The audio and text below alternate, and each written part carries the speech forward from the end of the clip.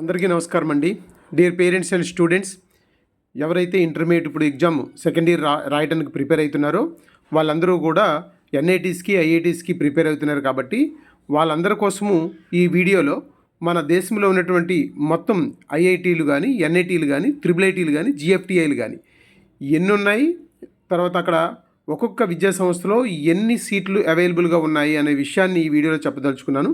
ముఖ్యంగా ఇక్కడ సూపర్ న్యూమరీతో కలిపి మనకి 2022 నుంచి 2025 వరకు ఉన్నటువంటి సీట్స్ ప్యాటర్ను మీరు ఇక్కడ అర్థం చేసుకుంటారని ఈ వీడియోలో నేను మీకు ఇన్ఫర్మేషన్ ఇస్తున్నాను.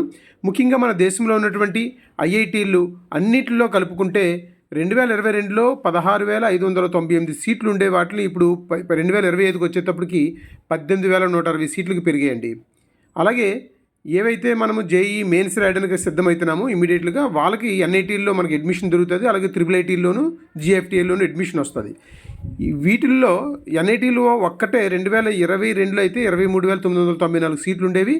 ఇప్పుడు అవి 2025కి వచ్చేటప్పటికి 24,525 సీట్లు అయ్యాయి. అలాగే ట్రిపుల్ ఐటీల్లో 7,126 సీట్ల నుంచి 9,940 సీట్లకు పెరిగాయి. ఇంకా జిఎఫ్టీఐల్లో అయితే 6,759 నుంచి 10,228 సీట్ల వరకు కూడా పెరగడం జరిగిందండి. ఇది మీరు మన దేశంలో ఉన్నటువంటి మొత్తం ఐఐటీలు కానీ, ఎన్ఐటీలు కానీ, ట్రిపుల్ ఐటీలు కానీ, జిఎఫ్టీఎల్ కానీ, అంటే ప్రతి ఒక్కరికి డ్రీమ్ ఉంటుంది.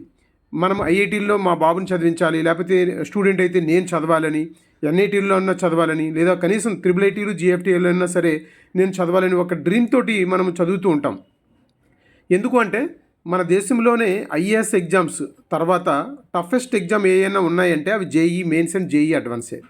మరి అలాంటి ప్రెస్టీజియస్ కాంపిటేటివ్ ఎగ్జామ్స్కి ప్రిపేర్ అవుతున్నారంటే వాటి గురించి మనం కొంత ఇన్ఫర్మేషన్ కూడా తెలుసుకొని ఉంటే మీరు కూడా కొంత ఇన్స్పిరేషన్ అవ్వడానికి అవకాశం ఉంటుంది. తర్వాత దీని నుంచి కొంత అవగాహనతో మనము మన ప్రిపరేషన్ కొనసాగించడానికి అవకాశం ఉంటుంది. అంతేకాకుండా మన దేశంలో మీకు ఇన్ఫర్మేషన్ ఏదైతే ఇచ్చానో ఇప్పుడు మన తెలుగు రాష్ట్రాల్లో ఉన్నటువంటి ఐఐటీలు, ఎన్ఐటీలు కానీ, లేకపోతే త్రిబుల్ ఐటీల్లో కానీ సీట్ల ప్యాటర్న్ ఎలా ఉంది, ఎన్ని సీట్లు భర్తీ చేస్తారంటే మనము ఐఐటీల్లో మనం మాట్లాడుకుంటుంటే ఐఐటి హైదరాబాద్ గురించి మాట్లాడుకుంటే గత ఏడాది 598 సీట్లు భర్తీ చేశారు. ప్రస్తుతం అయితే 630 సీట్ల వరకు ఉన్నాయి. ఇది ఐఐటి హైదరాబాద్. ఐఐటి తిరుపతికి వచ్చేటప్పటికి 254 సీట్లు గత ఏడాది భర్తీ చేస్తే ఈసారి 254 సీట్లు ఉన్నాయి, ఏం మార్పు లేదు. అలాగే ఎన్ఐటి ఏదైతే జేఈ ముందుదేమో జేఈ అడ్వాన్స్ ద్వారా మనము అడ్మిషన్ పొందుతాము. ఈ ఎన్ఐటీలు కానీ, త్రిబుల్ ఐటీలు కానీ, జిఎఫ్టీఎల్లో కానీ జేఈ మెయిన్స్ ద్వారా అడ్మిషన్ పొందుతాం. అయితే మన తెలుగు రాష్ట్రాల్లో ఉన్నటువంటి ఎన్ఐటి వరంగల్ కానీ, ఎన్ఐటి తాడేపల్లిగూడెంలో కానీ మనం సీట్లు చూసుకుంటే వరంగల్లో 1049 సీట్లు భర్తీ అయ్యాయి. అలాగే తాడేపల్లిగూడెంలో అయితే 480 సీట్లు భర్తీ అయ్యాయి. అంతేకాకుండా మనకి triple IT Sri City, triple IT Kurnool కూడా ఉంది. త్రిబుల్ ఐటీ శ్రీ సిటీలో 437 సీట్లు భర్తీ అయితే త్రిబుల్ ఐటీ కర్నూలులో 331 సీట్లు భర్తీ చేశారు.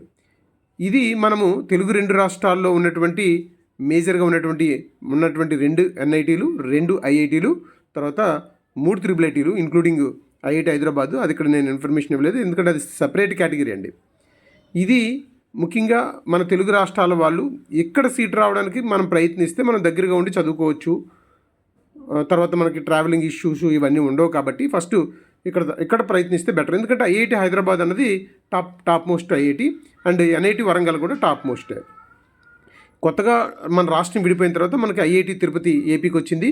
అలాగే ఎన్ఐటి తాడేపల్లిగూడెం ఏమో మనకి ఏపీకి వచ్చింది. ఒక ఎన్ఐటి, ఒక ఐఐటి కూడా మనకి ఏపీకి స్టేట్ బైఫర్కేషన్లో రావడం జరిగింది.